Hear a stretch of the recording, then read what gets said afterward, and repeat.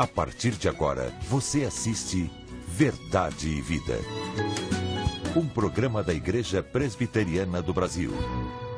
Que bom que estamos juntos mais uma vez. Louvado seja Deus por esta preciosa oportunidade. Hoje eu quero partilhar com você sobre 4 verdades benditas acerca da nossa salvação. Primeiro, o pecado trabalha contra nós. Segundo, Deus trabalha por nós. Terceiro, Deus trabalha em nós. Quarto, Deus trabalha através de nós. Estas verdades vão ser explanadas à luz do texto de Efésios 2, de 1 a 10. Não perca esta mensagem. Chame a sua família, porque Deus tem algo muito especial para nós. Verdade e Vida. Uma palavra de esperança para um mundo em crise.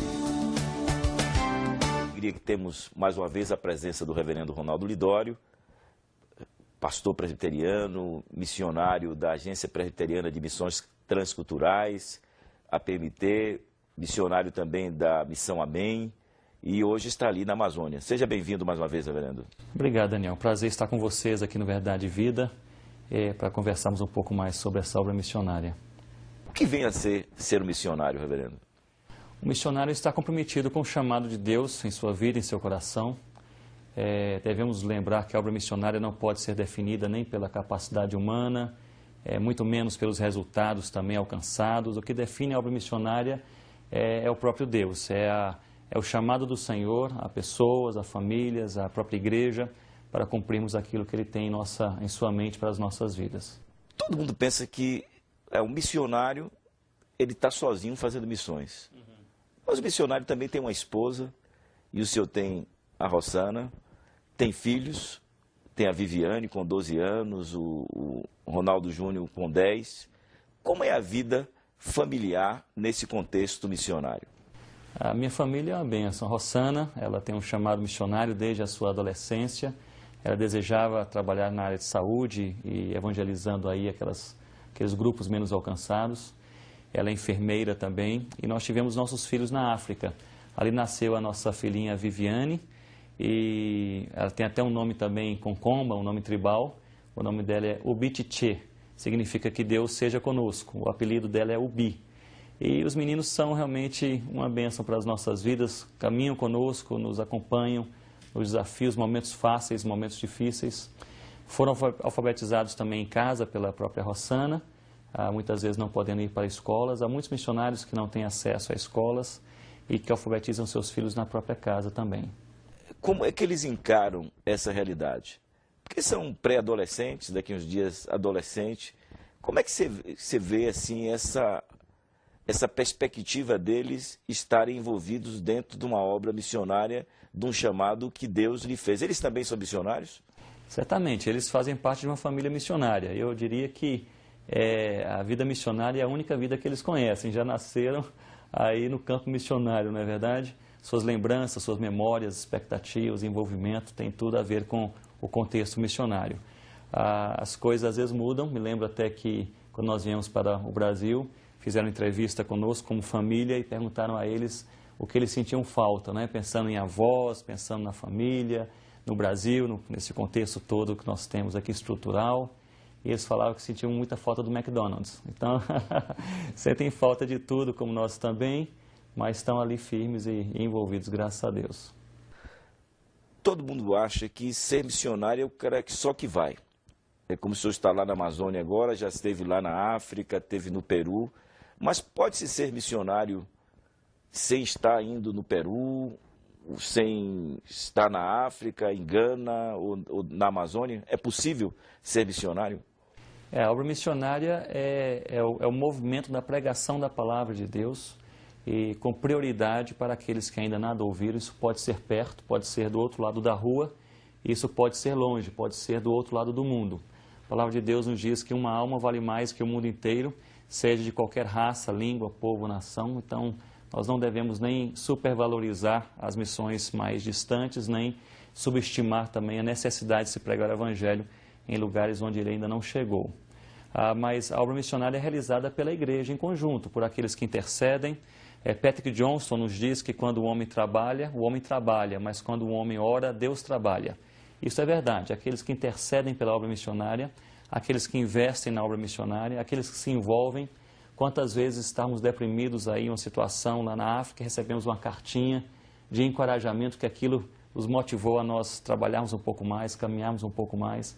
Aqueles que vão e aqueles que também são enviados. Então, esse conjunto aí de envolvimento, de esforço da Igreja do Senhor Jesus na pregação do Evangelho, perto e longe, é o que faz a obra missionária andar. E uma igreja saudável, missionária, é uma igreja que investe na evangelização perto, na sua rua, e longe também, seja em Jerusalém, Judeia, Samaria, confins da terra, de maneira simultânea. Creio que a mente é a prioridade de Cristo para a sua igreja hoje. Eu queria encerrar essa segunda parte da nossa entrevista, que vai durar o mês de outubro, que o senhor falasse agora aos telespectadores que nos ouvem, às igrejas, os pastores que nos estão ouvindo, de que forma eles podem também se associar, contribuir com as missões, e como é que eles podem fazer isso? Creio que o primeiro passo é orar para que Deus possa abrir nossos olhos. Precisamos enxergar, precisamos ver a nossa tarefa, a nossa prioridade. Nem todos foram chamados para fazer tudo. Nós temos um propósito de Deus em nossas vidas. Precisamos ter nossos olhos abertos para o local onde a nossa igreja está implantada, onde nós moramos. Precisamos ver aqueles segmentos sociais e humanos com necessidade gritante do Evangelho. Mas uma coisa que o pastor, que o líder, que a igreja pode fazer em primeiro lugar é observar aqueles que têm um chamado missionário em sua própria congregação. Há milhares e milhares de jovens com claro chamado missionário, desejosos de investirem a vida inteira para pregar o Evangelho onde Deus os enviar, mas falta quem invista em suas vidas, quem lhes dê oportunidade para ali eles poderem frutificar no local onde estão, serem melhor preparados e serem posteriormente também enviados, como a igreja de Antioquia fez com Paulo e Barnabé. Impondo as mãos, os enviou para os gentios. E aí a grande obra de expansão do Evangelho começou ali em Atos, no capítulo 13. Reverendo, muito obrigado por hoje. Voltaremos no próximo sábado, em Santa Catarina, no domingo pela manhã. O programa também está passando lá nesse horário. E nós vamos ouvir essa mensagem musical e depois o reverendo Hernandes trazendo a mensagem da Palavra de Deus ao seu coração. Verdade e Vida. A palavra de Cristo para uma vida melhor.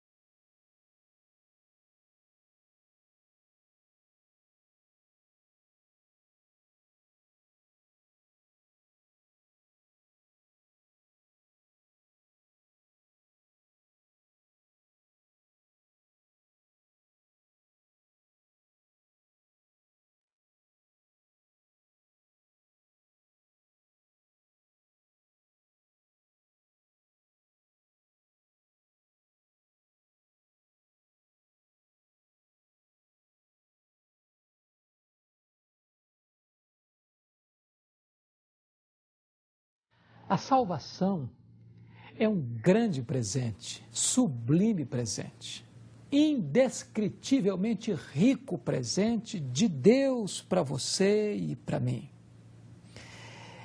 Este presente é de graça para nós, mas custou tudo para Deus. A Bíblia diz que a nossa salvação não foi planejada no tempo, mas na eternidade. Não foi elaborada na terra, mas no céu. Não foi produto do pensamento e da decisão humana, mas da escolha divina. A nossa salvação é uma obra do próprio Deus triuno, do Pai, do Filho e do Espírito Santo. A Bíblia diz em Efésios capítulo 1 que Deus nos escolheu em Cristo antes da fundação do mundo. Antes de Deus lançar os fundamentos da terra, Deus já havia colocado o seu coração em você. Deus já havia amado você. E Deus já havia tomado uma decisão de escolher você em Cristo Jesus. Mas note, a Bíblia diz que o próprio Filho, Jesus Cristo, segunda pessoa da Trindade, morreu por nós. Ele se fez carne, habitou entre nós, cheio de graça e de verdade. E ele foi à cruz, carregando sobre o seu corpo no madeiro os nossos pecados. E ele foi ferido de Deus, e ele foi traspassado pelas nossas transgressões, foi moído pelas nossas iniquidades. O castigo que nos traz a paz estava sobre ele. E ele então morreu pelos nossos pecados. Mas a Bíblia ainda diz que agora a terceira pessoa da Trindade, o Espírito Santo, aplica esta obra da salvação em nós, como selo e como penhor da nossa redenção. De tal forma que a salvação não foi um plano B, porque o plano A fracassou. Ao contrário, Deus na eternidade planejou a sua salvação, no tempo Deus executou a sua salvação e na segunda vinda de Cristo, Deus há de consumar a sua salvação. Nós podemos até afirmar que nós já fomos salvos do poder, ou melhor, da condenação do pecado na justificação. Nós estamos sendo salvos do poder do pecado na santificação e nós seremos salvos da presença do pecado na glorificação. No capítulo 2 de Efésios, o apóstolo Paulo vai trabalhar sobre esse presente de Deus. E ele vai nos ensinar 4 grandes verdades. A primeira verdade que Paulo ensina aqui é que o pecado trabalha contra nós. Capítulo 2, versos de 1 a 3, vai nos mostrar que nós estávamos mortos nos nossos delitos e pecados quando Deus nos deu vida em Cristo. Nesse tempo, nós andávamos segundo o curso deste mundo. Nós andávamos segundo a inclinação da nossa carne, fazendo a vontade da carne e dos pensamentos. Andávamos segundo o príncipe da potestade do ar e nós éramos filhos da ira. Nesse tempo, nós estávamos escravizados, primeiro, pela carne. Ou seja, a nossa natureza corrompida ditava, determinava a nossa palavra, a nossa ação e a nossa reação e até os nossos sentimentos. Estávamos escravizados pelas nossas paixões carnais. Não tínhamos liberdade. Estávamos prisioneiros dos nossos próprios desejos corrompidos. Mas Paulo diz ainda que nesse tempo nós vivíamos escravizados pelo mundo.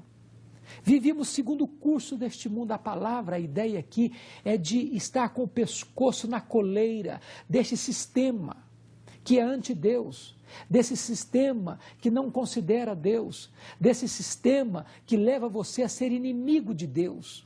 É por isso que a Bíblia diz que quem quer ser amigo do mundo constitui-se inimigo de Deus. Que você não pode amar o mundo e as coisas que há no mundo, porque quem ama o mundo e as coisas que há no mundo, o amor de Deus não está nele. Paulo diz que você não pode se conformar com este mundo, com este século. De tal forma que antes de termos Cristo Jesus como nosso Redentor, nós estávamos com a coleira no pescoço desse sistema de valores corrompidos deste mundo. Mas ainda Paulo diz que nós éramos escravos, não apenas da carne, não apenas do mundo, mas éramos escravos do diabo. Andávamos segundo o curso do príncipe da potestade do ar. O diabo não é uma lenda, não é um mito, não é uma energia negativa, não é um espantalho para as pessoas que vivem acuadas e amedrontadas pelo espectro religioso. A Bíblia diz que o diabo é um ser, ele é um anjo caído, e ele tem vários demônios que trabalham segundo as suas ordens. E a Bíblia diz que estes seres malignos tentam os homens, que esses seres malignos, eles perturbam os homens, que esses seres malignos colocam laços nos caminhos dos homens, que esses seres malignos vieram para roubar, matar e destruir. E antes de termos Cristo como nosso Redentor, nós vivíamos dominados, dirigidos, escravizados por esses seres malignos. Paulo chega a dizer que a nossa conversão é arrancar-nos da potestade de Satanás para Deus, é tirar-nos do império das trevas para o reino da luz, é de sermos tirados da casa do valente, onde nós estávamos como objetos do inimigo, guardados em sua casa com segurança. Mas Jesus Cristo, louvado seja Deus, veio, arrancou a armadura do diabo, triunfou sobre esse valente e nos arrebatou da sua casa, nos tirou da sua mão, nos tirou do seu reino, nos tirou da sua potestade para uma vida livre, para uma vida nova, para uma vida salva, para uma vida de alegria, de perdão, de restauração e de desfrute da vida eterna. Por isso, o primeiro ponto é que o pecado trabalha contra nós. Mas a segunda verdade desse texto de Efésios 2, de 1 a 10, está nos versos 4 a 9, é que Deus trabalha por nós. Quando nós estávamos nessa situação de desespero, mortos, escravizados, filhos da ira, diz a Bíblia, mas Deus, sendo rico em misericórdia, por causa do grande amor com que nos amou, estando nós mortos, nos deu vida juntamente com Cristo, pela graça sois salvos. Que verdade bendita! A salvação não é obra humana, é obra divina, não é mérito humano, é graça divina. É maravilhoso entender o seguinte, que quando nós estávamos arruinados, dominados pelo diabo, escravizados pelo pecado, na coleira deste mundo, debaixo da ira de Deus, a misericórdia prevaleceu sobre a ira, e Deus nos resgatou do fundo do poço, e Deus nos atraiu para si, nos chamou para si, por causa da sua graça. Graça não é algo que nós merecemos. Nós merecemos o juízo, mas Deus nos deu misericórdia. Nós merecíamos o castigo e Deus nos deu o perdão. Nós merecíamos o inferno e Deus nos deu o céu. E agora Paulo diz que Deus nos ressuscitou e nos fez assentar com Cristo nas regiões celestes, acima de todo principado e potestade. Que privilégio que nós temos! O privilégio não só apenas de sermos libertos, mas o privilégio agora é de sermos honrados, de estarmos não apenas recebendo o dom da vida eterna e termos o céu como herança, mas termos também o trono, porque vamos nos assentar com Cristo nas regiões celestes, acima de todo principado e potestade. E Paulo prossegue e diz o seguinte, pela graça sois salvos mediante a fé, isso não vem de vós, é dom de Deus, não de obras, para que ninguém, que coisa maravilhosa é a graça de Deus, é um favor imerecido. E eu quero ilustrar isso para você nesse momento. Certa feita, um professor de escola dominical, olhando para uma criança muito carente de sua classe, que morava no alto de uma favela, resolveu comprar brinquedos, roupas e calçados e levar para aquela criança.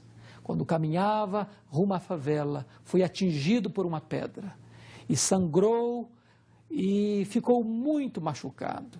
Levaram este homem para o hospital, ele se tratou, logo que ele melhorou, ele comprou novos brinquedos, novas roupas, novos calçados e subiu novamente àquela favela. Quando ele bateu a porta da casa, aquele homem atende com constrangimento e disse, tomado por senso de culpa, eu não posso receber esses presentes que o senhor está trazendo, porque foi o meu filho que feriu o senhor com aquela pedra. O meu filho não merece esses presentes. O homem disse, o seu filho não merece esses presentes, mas o seu filho precisa desses presentes. Nós não merecemos a salvação, mas nós precisamos da salvação. Esta é a grande obra de Deus por nós. Mas há uma terceira verdade nesse texto. É que se o pecado trabalha contra nós e se Deus trabalha por nós, a terceira verdade é que Deus trabalha em nós. Chega no verso 10, Paulo diz, nós somos feitura de Deus, criados em Cristo Jesus. Paulo diz que Deus está trabalhando em nós. A palavra feitura significa poema. Deus está escrevendo um poema através da sua vida. Deus está trabalhando na sua vida. Deus está esculpindo em você a beleza e a imagem do Senhor Jesus Cristo. Você ainda não é um ser completo. Você já está salvo se creu em Jesus, no sentido de que já está justificado. Mas Deus está num processo de transformação na sua vida, que é a santificação. Deus está moldando você, burilando você, trabalhando em você, montando a beleza deste poema na sua vida, para que você pareça com Jesus, para que você seja conforme a imagem de Jesus, para que você atinja a estatura de Jesus. Mas há uma quarta verdade que eu quero partilhar. O pecado trabalha contra nós, Deus trabalha por nós, Deus trabalha em nós. Mas em quarto lugar, Paulo diz que Deus trabalha através de nós, porque nós somos feitura dele, criados em Cristo Jesus para as boas obras. Nós somos salvos pela graça, mediante a fé, mas nós somos salvos para as obras. Nós não somos salvos por causa das obras, nós somos salvos para as obras, de tal maneira que as obras não são a causa da nossa salvação, as obras são consequência da nossa salvação. Nós não praticamos boas obras para sermos salvos, nós praticamos boas obras porque já fomos salvos. Nós não praticamos boas obras para alcançarmos o favor de Deus, mas nós praticamos boas obras porque alcançamos o favor de Deus. Deus agora vai trabalhar através de nós. E é necessário que nós realmente vivamos de tal maneira que os homens vejam em nós as nossas boas obras e glorifiquem o Pai que está nos céus. A Bíblia diz que nós precisamos frutificar em toda boa obra. Nisto, o Senhor Jesus há de ser glorificado, o Pai há de ser glorificado, em que produzamos muitos frutos para a glória de Deus. A Bíblia diz que pelos frutos se conhece a árvore. Se nós somos de Deus, nós vamos dar frutos para Deus. Esse é um momento em que eu convido você a meditar sobre este grande presente de Deus, a sua salvação. Deus tirou você da morte, da escravidão, debaixo da ira, e Deus deu a você a sua graça. Deus ressuscitou você dentre os mortos. Deus fez você assentar nas regiões celestes. Deus salvou você pela graça. Deus está trabalhando em você e Deus está trabalhando através de você. Que coisa gloriosa, que verdade bendita, que experiência gloriosa. Esse é o momento de nós agradecermos a Deus por tão grande salvação. E se você ainda não tem esta salvação, agora mesmo você pode pedi-la a Deus com sinceridade e com fé, e Deus nola concederá, porque Ele é o Deus de toda graça, e todo aquele que vem a Jesus, Ele não o lança fora. Se você deseja fazer isso, ore comigo neste momento. Deus querido, eu quero te dar graças por tão grande salvação. Te dar graças porque tu nos libertaste da morte e do pecado. Te dar graças porque tu nos deste a vida eterna em Cristo Jesus. Te dar graças porque agora podemos pertencer à tua família, ao teu rebanho, ao corpo de Cristo. Ó Deus, aplica esta palavra no meu coração e permita que a partir de agora eu possa usufruir as alegrias e venturas da salvação e possa tomar posse da vida eterna. Em nome de Jesus. Amém. Eu sou o caminho, e a verdade, e a vida. Ninguém vem ao Pai senão por mim.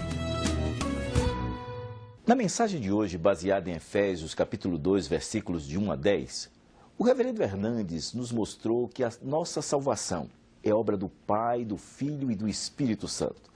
Que nossa salvação foi planejada na eternidade e executada na história. Mencionou 4 verdades básicas. A primeira, que o pecado trabalha contra nós, pois éramos escravos da carne, do mundo e do diabo. Segundo, que Deus trabalha por nós, porque Deus nos amou e nos tirou da sepultura para o trono e nos salvou por a sua graça, independente das obras. Terceiro, que Deus trabalha em nós, uma vez que somos feituras de Deus, criados em Cristo Jesus, ou seja, Deus está escrevendo o seu poema em nós, está nos esculpindo a imagem de Deus, o varão perfeito.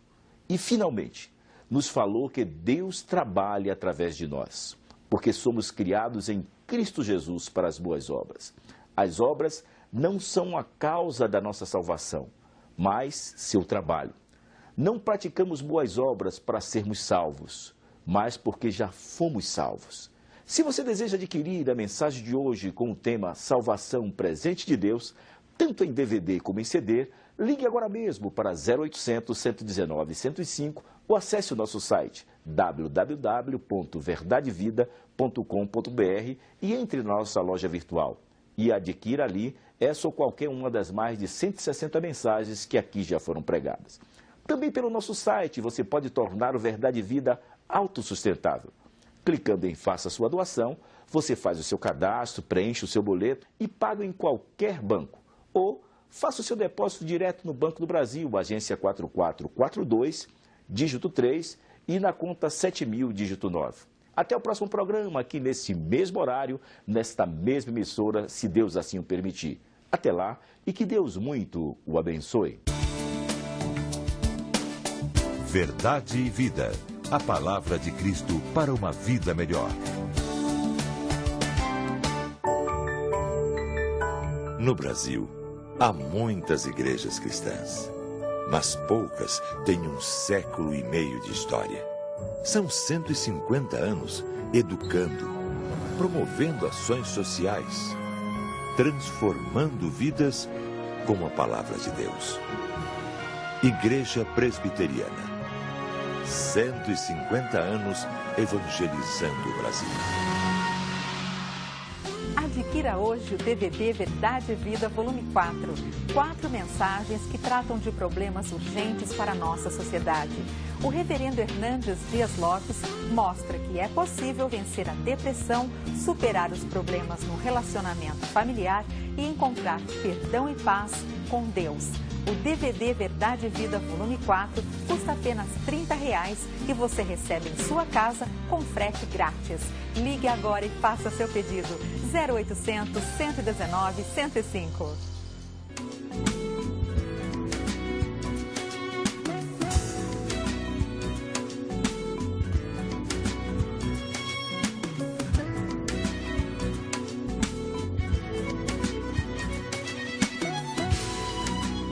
Verdade e Vida.